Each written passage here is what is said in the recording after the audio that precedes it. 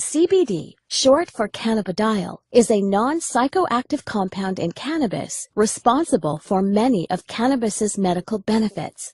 On the other hand, THC, short for tetrahydrocannabinol, is the psychoactive compound in marijuana that causes the high associated with cannabis use. They are two completely separate cannabinoids, which are a class of chemical compounds that interact with special receptors in our body called cannabinoid receptors.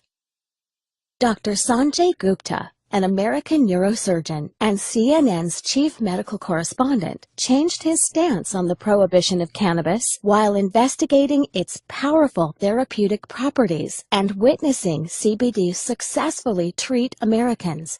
He shocked mainstream America, saying, "We have been terribly and systematically misled for nearly 70 years in the United States, and I apologize for my role in that." Through Dr. Gupta's review of the history of cannabis, he found that it has been a legitimate medicine for at least 3,000 years.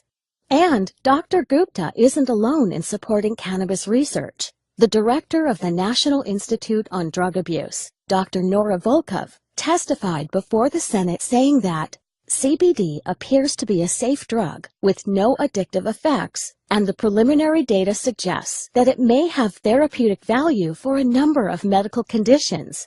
Research has shown that CBD can influence many conditions and bodily functions, including inflammation, neuropathic pain, autoimmune disease, energy regulation, metabolism, reproductive function, appetite, depression, anxiety, and even cancer. But how can one cannabinoid affect so many bodily processes without causing adverse side effects?